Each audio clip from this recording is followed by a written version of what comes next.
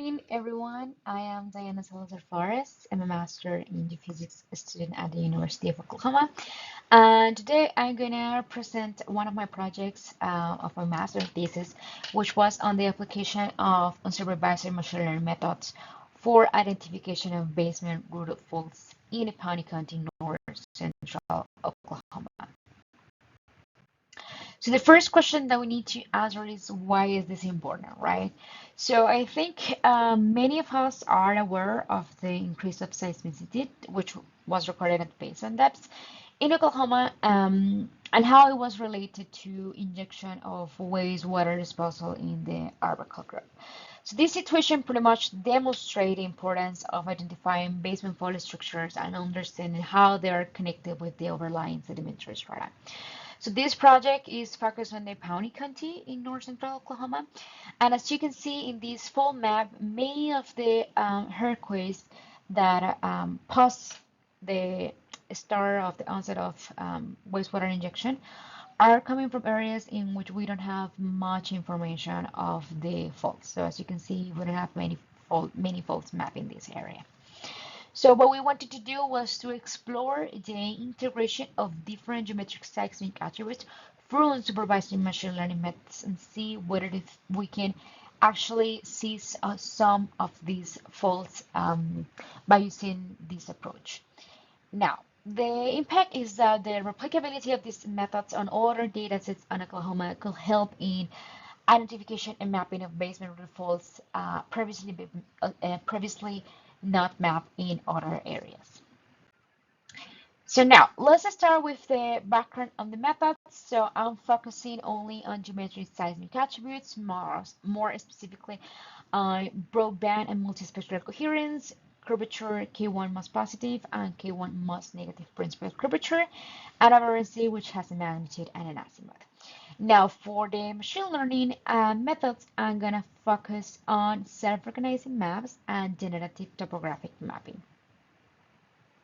We know that faults can have different expressions on the seismic amplitude volume and therefore different expression on the seismic attributes.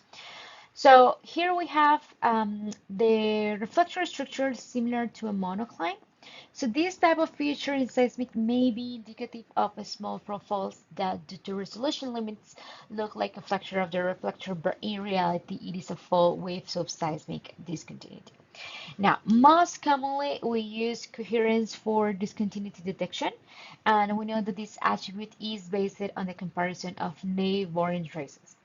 However, good coherence measurements takes into account the deep component, and in generally, deep component is crucial for any measurement of different geometric seismic attributes and even for some filtering methods.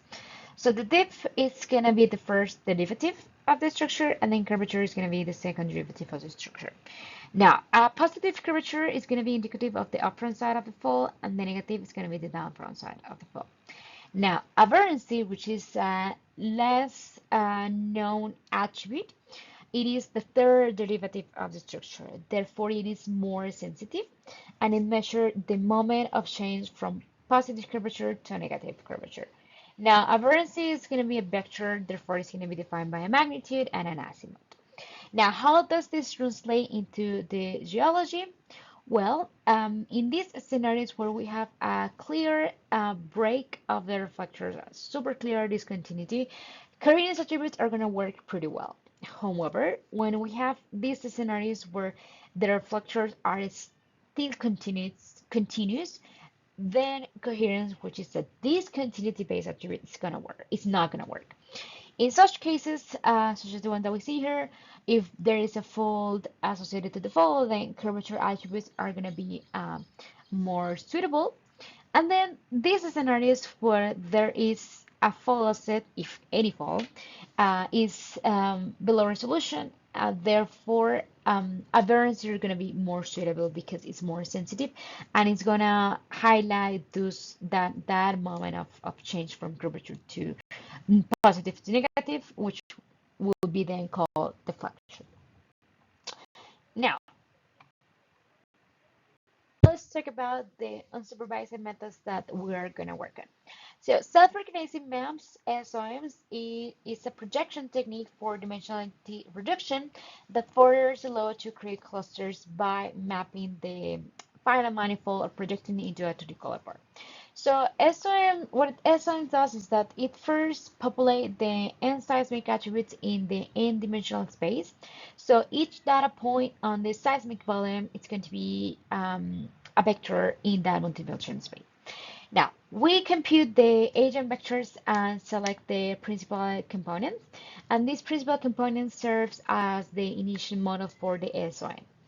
An initial manifold is then selected and uniformly populated with clusters that with each iteration, it's gonna start to move and then they form the manifold to better fit the data. So what I mean with that is pretty much this. So we have the initial manifold is populated with prototype vector, which is one of these points, and then each point it starts to move to better fit the data, and therefore it's gonna deform the manifold.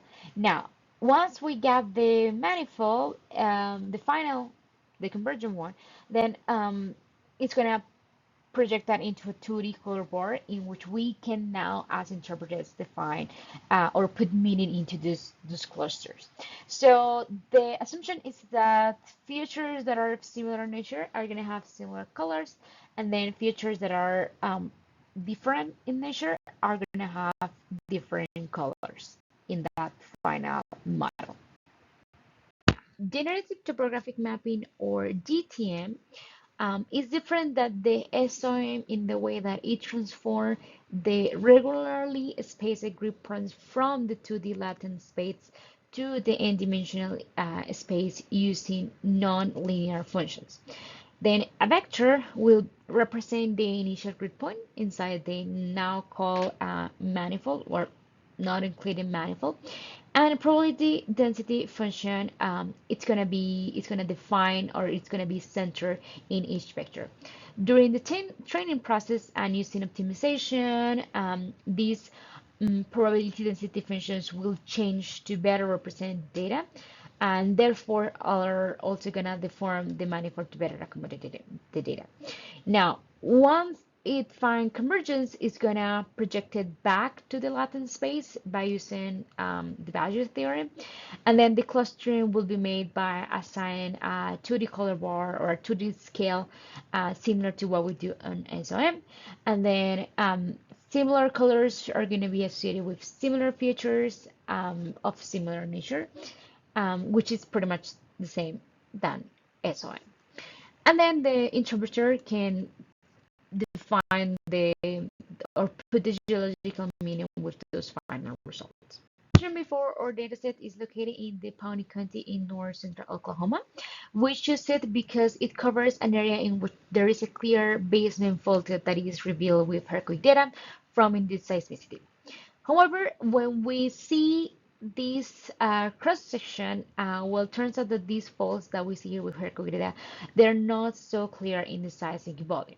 So this dataset was ideal to explore whether if the integration of seismic attributes from supervised machine learning methods could actually allow us to see these faults. Now, the two big challenges with this dataset are that first, the faults that we have that have shown induced seismicity are at basement depth, that where there is no information in the seismic due to the chaotic patients.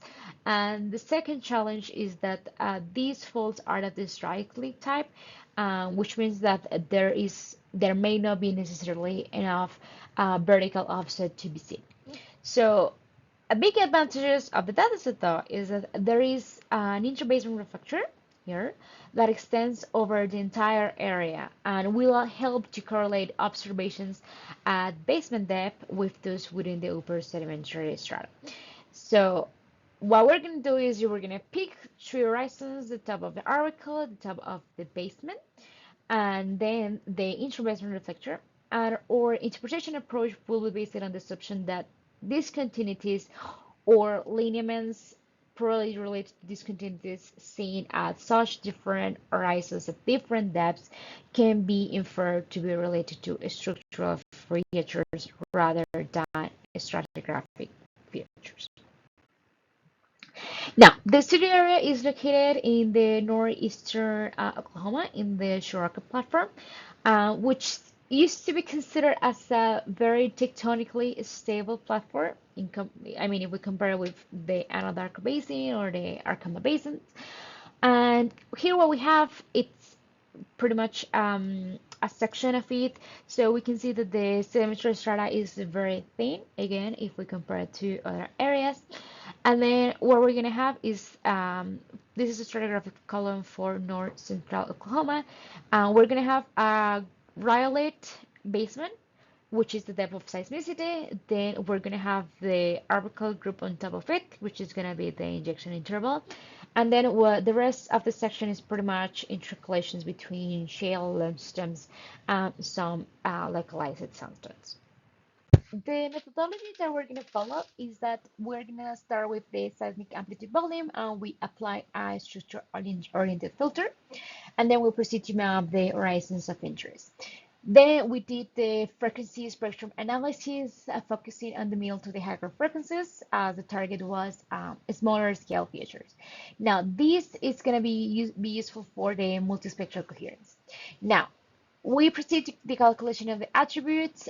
We try different methods of coherence calculation, different combinations of frequencies for the multispectral coherence, and then also different calculations of the curvature and aberration. For the aberrancy, before inputting it on the machine learning methods, we have to split the azimuth into its northing and easting components, and we had to do that because it's a cyclical attribute.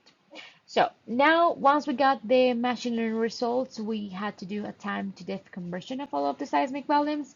And the reason is because we wanted to compare that with Hercog data, so we needed to have everything on the same domain. So with those time to depth converted volumes, we did the multi-attribute and machine learning analysis and structural interpretation. Now, for the fall interpretation strategy, as I mentioned, we're going to be focusing on surface instructions, right? So we classify our observations into, let's call it, potential and fault types, right? So fault type A is a potential discontinuity related lineament that we see in the basement reflector, in the intra-basement reflector, and that we could even extend to the orbital reflector. Now, the fault type V will be a potential discontinuity related lineament that we can see in the basement reflector and in the orbital reflector. These two, A and B, will be considered basement root defaults because they involve the basement. Now, C would be those that are focused only on the, or that are restricted to the sedimentary section. Let's say we only see it between orbital and some upper reflector in the sedimentary strata. So this, we're not going to focus on the C, we're only going to focus on A and B. To depth conversion, we have a limitation on the data available. The wells that were in our area didn't have any public available well log data that was useful to do a proper well time to depth conversion. So what we did is that we used the P wave velocities derived from the S wave velocities using a BP-BS ratio of 1.73. This from Tan et al. 2020. And there are some basement elevation maps from the Oklahoma Geological Survey, and our area is located in somewhere between or in an average of 1 kilometer of basement depth. So by using this model, this velocity model from Tan et al., then we obtain a basement which is somewhere between the 900 meters to the 1 kilometer. So that means that our pretty much assumption is pretty good. I mean, for the data available. So here we can compare now the volume in depth with the earthquake. We can see that actually some of these points are falling below the intra-basement reflector. Now let's take a look to the seismic attribute results. So here we have the results for the surface extractions over the top of the article, the top of the basement, and the intra-basement reflector for the broadband coherence and the multispectral coherence. So the first thing that we notice is that we had a lot of information for the intra-basement reflector and not so much for the upper sedimentary section. Now, still we can capture some features, some lineaments. For example, this one that we call L1, and then some other much smaller. So, for example, this lineament L1, we can also see it a little bit here on the top of the basement, and then we can capture other features here. On the interpretation reflection, though, interestingly, there are some patterns, some discontinuities that completely align. So, for example, this one, which seems to be collocated in where it could be this possible lineament 1. So besides that one, we can see another one much larger, which will be this L2, and then some other smaller, such as L5, and then we have a lot of things going on in this area from here. Now, for the multispectral coherence, we are able to provide more sharp visualization of, for example, this lineament L1. In here, there was some noise in this area. Now in here is much clearer where it's located. And then the same happens for the top of the basement. In the case of the integration reflector, the results are pretty similar to those of the coherence, but it's easier for us to track now that potential lineament 1 as well as the largest one, L2, and probably another one here, L5. We're calling these sharp lineaments because we can see a clear break of the reflector. So since it's coherence, we know that there's going to be a clear discontinuity on the seismic depth. Now, if we move to the curvature and the variancy attributes, we can see here that we decided to call these broad lineaments because they are related to folds or flexures of the reflector rather than a sharp discontinuity of the reflector. So interestingly, with the curvature attributes, we can see that there is a parallel to each other pattern. So for example, here we can see that these L4, L7, and L6 are all parallel to each other, and it's a very linear positive anomaly. The same is happening here for L1 and L8. They're also parallel, well, almost parallel to each other. And then the same happens for L9 and L10. We can also see some negative anomalies that show linear patterns. So for example, this one over here. And then here, the same for L9 and L10. So we see that negative to positive, and then something that may be going on in this direction as well. And in this direction, we have the double flexure of positive and then negative. And it's similar to the location that we saw before for L2. And similar to these patterns, we see then also for the top of the basement. Now, interestingly is that for the coherence, we didn't get much information from the sedimentary strata, um, and a lot of information for the interbasement reflector. Here it happens the opposite. So we are getting a lot of information for the upper part and then not so much information for the interbasement reflector. Now, when we move to the aberrancy attributes, we can see similar patterns that those observed with the curvature. So we see here those parallel to each other pattern. Now, notice that we can see a double pattern because it's pretty much providing us two flexures, right? When you change it from the positive to from the negative to the positive, and then from the positive to the negative. And you can see that here with that blue and then green double flexure pattern. And then we can see similar here for the L1 and L8, they're also parallel to each other. And then here L2, what it's I think it's more clear in this area from here. And then for L9, L10, they're also parallel to each other again. And then we have L11 here. Now, if we put all of this together into a machine learning, let's look at the results. So let's start with the SOM on top and then GTM on the base. So The first observation that we notice is that the results provided by the G team are much clearer. So we can see a higher and better contrast for the different clusters. And what we notice is that those oranges to pinky clusters seem to be associated to those positive curvature, I mean anticlinary shape folding of the reflector. And again, one more time, we see that parallel to each other pattern. We see it here, and we see it also in this area from here. Now, interestingly, we can see that the other clusters, more like in bluish to purple colors, seem to be associated to this area where we see a clear break of the reflector, which was what the coherence attributes provide. And then all of these areas that we had previously identified as broad lineaments look more sharper now. So we have the L9 and L10, which is very clear there is something going on here. Same happened for L2 and L5. It's very clear that there is something going on in this direction. Now with L11, now we mark it as sharp because it's a sharp difference, a sharp change between what is happening in here and then what is happening in here. So we don't know yet. We are inferring there's something going on. We need to look this as a whole. So now if we move to, that was the top of the article, if we move to the top of the basement, we again captured similar features that those of the top art article.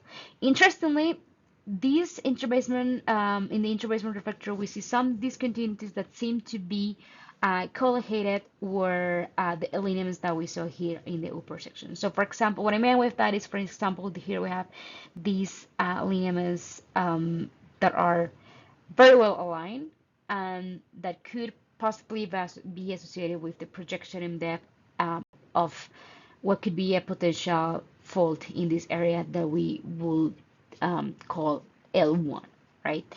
And then the similar thing we see here for L2, so we can see that there is something going on in this area, and it seems to be collocated with, for example, what we see here and here, and could be potentially associated to a possible basement root of fault L2. And the same happens, for example, for L3, L5, and then in this area, which actually there's a lot of things going on in this area.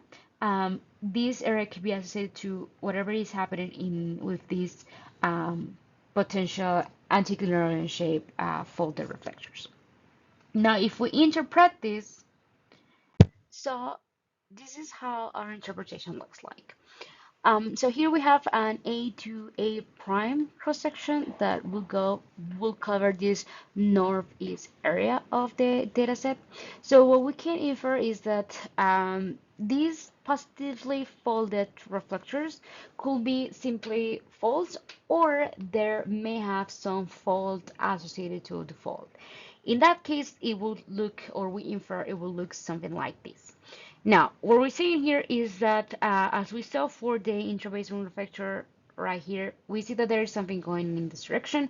So we can infer that, for example, one of these faults could be possibly tracked all the way down into the intrabasin reflector. Now, L1 is much clearer. If we notice here, there is a very sharp reflection of the reflectors in this area, and then we can project it through where we can see this clear discontinuity in the intrabasement reflector. Now, the B to B prime section covers the central area of the dataset. So what we can see first, the first thing that we can notice is there is sharp, like a stir-like kind of discontinuity on the intrabasement reflector. And something else is that most of the folds that we map in here, we can almost track them all the way down from the top to the intrabasement reflector. So these folds, so if you remember, we decided to classify them as two types, A and B. A will be the ones that we can track all the way from the IBR, the intrabasement, and then to the upper section, and then B will be just basement and upper arbicle, top of the arbicle. So we can see here that this seems to be all trackable all the way down. Now, with these cross sections, we're focusing only on the upper part. So here we have C to C prime, which will cover this area from the southwest. And we can see that, for example, there is, in these cases for L9 and L11, and pretty much for um, all of the faults that we have mapped so far, again, we don't see a clear discontinuity, like a clear break of the reflector on the upper sedimentary section, but it's rather more like a sharp flexure of the reflector, such as the case that we can see right here.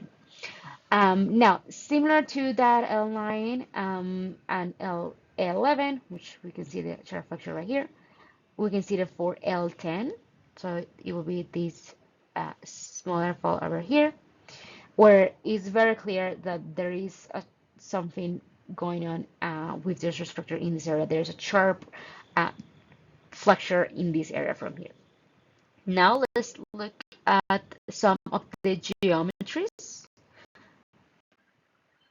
So these are the geometries that we measure for those faults. So we can see from the calculations of dip that, well, they are almost near vertical faults, which is expected because we're dealing with strike slip faults.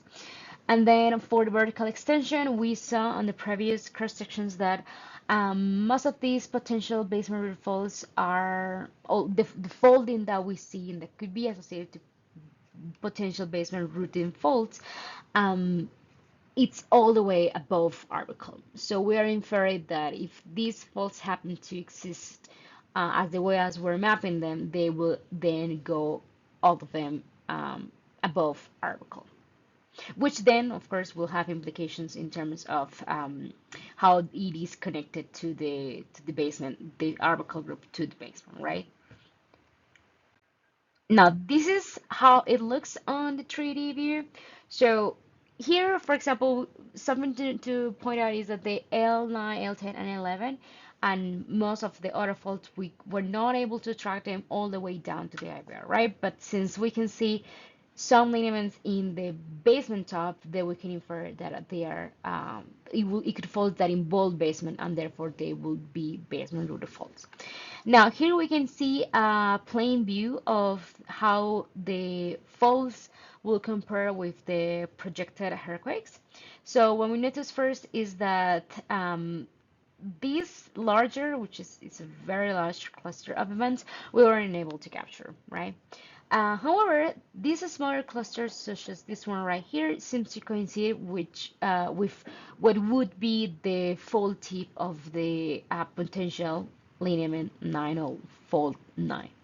And then the same happens for this lineament 10. It seems to coincide with this smaller cluster right over there. Interestingly, this lineament 11, um, again, this fault tip will coincide pretty well with this other cluster. Now, if we compare the strikes of the faults map from Seismic with the strikes of the lineaments map through visual clustering of earthquake events, we can see that actually they are very similar. Then we will infer that some of the potential basement root faults map could have strikes that are favorable for reactivation. So in order to evaluate that, we did a full sleep analysis. So with this full sleep analysis, we use the accepted or the reported in the literature ASH max of 85 degrees, and then these are the results for that scenario. The details of the other parameters that we use can be found on the final thesis, but pretty much in here, I just focus on the ASH max.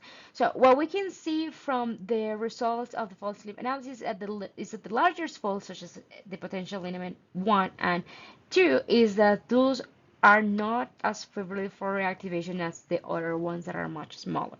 So for example, here we can confirm that effectively the L11, the L10, and the tip of the L9 have strikes that are very favorable for reactivation. The same happens for L3. And now these, which are the faults that we infer could be associated to those positively folded or anticlinorium shape, anticlinorium-like faults of the reflector, then if we happen to have faults over there, then those faults will be or will have a strike that is favorable for reactivation if the conditions of pore pressure changes are met. We can conclude from this project is that first, the integration of geometric seismic attributes with machine learning methods showed to be a promising approach for identifying previously unseen potential basement root faults. So here we interpret 11 potential basement root faults, of which at least 3 could be associated with already proven seismogenic faults. Now, these findings also align with what previous authors have proposed, which is the pre-existing basement faults that after the erosion of the basement and the deposition of the sedimentary strata, they propagate up into the sedimentary section. They stop at some point, and then they were later reactivated through wastewater injection in the arable group. The seismic attribute responses show that, so we see more discontinuity on the deepest intervals, which will be the intra-basement reflector, and then more of folding and flexuring in the upper sedimentary section. So these responses reinforce the idea of intense basement deformation despite the pre-seismicity belief of tectonically stable basement, intact basement in north central Oklahoma. Also, the existence of these potential positively faulted structures seen in the upper horizons could then indicate a transportational regimen which aligns with what have been proposed for the area. And finally, that the geometry of the mapped potential basement root faults under the current stress state of Oklahoma will indicate that many of these newly interpreted faults have strikes that are favorable for reactivation. These are some of the selected reference. And thank you so much for all of the sponsors of ASPE. And of course, to Dr. Heather Beal, Bert Carpenter, Jacob Water, David Liberolis, and Chao Asian.